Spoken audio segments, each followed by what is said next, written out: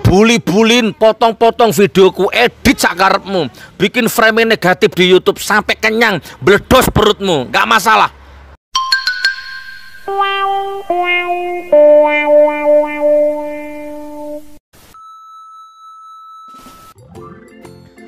Saya mau bangun, ini umpama ini, saya mau bangun pondok pesantren di sana, tapi jembatannya putus. Oh, ayo rame-rame kita bangun jembatannya supaya pesantrennya jadi.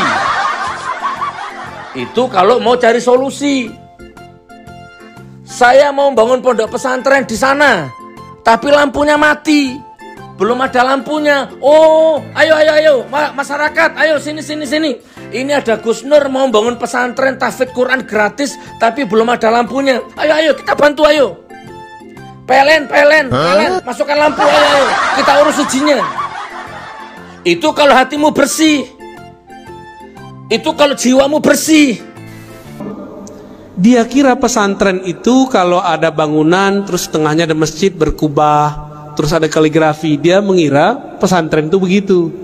Pesantren bukan itu, Pak. Pesantren itu guru, murid, kiai, santri, ngaji, baru ada bangunan. Kalau orang sok beragama, dia buat bangunan dulu, dia kira bisa bikin pesantren. Paham? Hei, aku nggak jadi bangun di situ, nggak paten.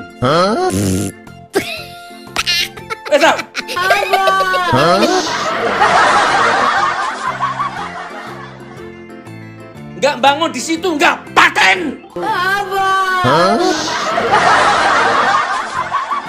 Pondok pesantren tahfidz Quran gratis. Untuk anaknya orang miskin, untuk anaknya orang kaya, gratis.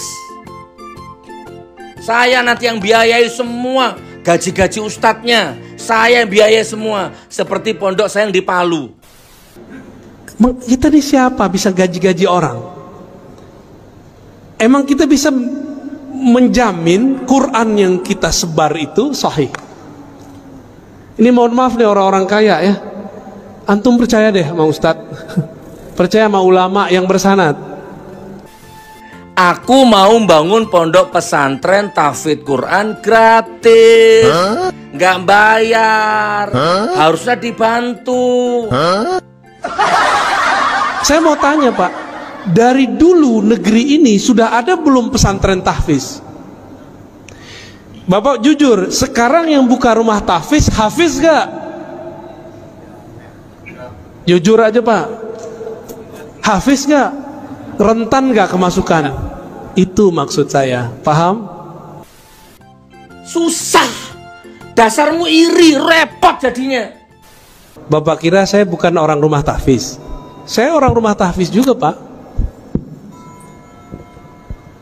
Bapak kira saya bukan penghafal Quran? Saya penghafal Quran juga. Saya punya sanad Quran juga. Angel temen tuturamu, angel temen tuturamu. Jadi kalau nggak pakar-pakar amat, lu serahin ke pakarnya. Rentan sekali. Dan Bapak percaya atau tidak, salah satu guru saya didatangi salah satu gerakan rahasia di dunia, saya nggak usah sebut, dan mereka mengatakan apa, disampaikan ke kita waktu itu. Ini Bapak percaya atau tidak, ini bukan stigma negatif. Rumah-rumah tahfidz, ma'had tahfidz yang tidak jelas sanadnya itu proyeknya kami. Itu mereka yang ngomong tahun lalu, untuk mengadu ulama-ulama yang ada di pesantren-pesantren dengan orang yang juga berkopiah, ngafal Quran tapi isi dalam kolbunya tidak ada Quran, dia cuma ngapal. Ini mohon maaf Pak, kita ini kan termakan. Kalau makof itu kok ahli Quran. Ahli Quran itu ada yang pakarnya hafalan, ada yang pakarnya tafsir, ada ahli Quran pakarnya di hadis, ada ahli Quran pakarnya di fikih, ada ahli Quran pakarnya di tasawuf. Itu semua ahli Quran. Bukan yang cuma tamatan Quran Pak, hafal tahfidz, enggak. Apakah bisa mengamalkan Quran tanpa ilmu fikih? Apakah bisa mengamalkan Al-Quran tanpa ilmu akidah? Kan nggak bisa. Jadi tolong diluruskan Pak ya.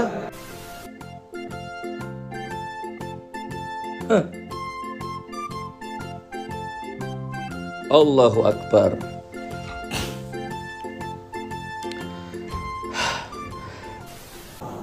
Kenapa kita kalau mau mengurim anak kita tahfiz nggak dikirim ke pesantren tahfiz?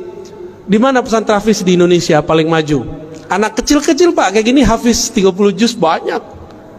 RCTI kan baru muncul kemarin sore yang digawangi oleh Syekh Ali Jaber almarhum. Kalau di Kudus, di Kerapiak, Pangandaran itu udah biasa bocah-bocah kecil hafal Quran. Tapi di Kudus ada syarat ijazahnya, nggak boleh ikut musabaqah, nggak boleh ikut lomba Quran, nggak boleh.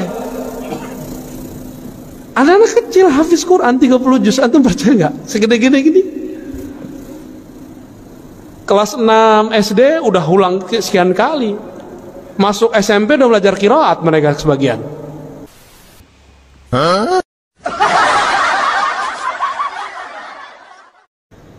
Tapi baginda Nabi mengabarkan nanti di akhir zaman akan muncul khawarij yatluna ayatillah rotba. Mereka kalau baca ayat itu rapi. Kita nggak paham maksudnya apa. Ternyata di akhir zaman menjamur rumah-rumah tahfiz. Disitulah masuk khawarij. Saya nggak menyalahkan rumah tahfiz, tapi saya menyalahkan kalau rumah tahfiznya kemasukan. Paham? Dari 2008 saya membersamai rumah tahfiz di Pamulang, di Ciputat, di sono. Kita ngajar mereka. Bahkan saya sampai sekarang masih ngulang-ngulang hafalan saya lah, ya. Masih. Nggak ada stigma negatif. Stigma negatif itu kalau rumah tahfiz sudah kemasukan, dan itu kejadian, Pak. Jamaah kita udah ngurus masjid sekian tahun.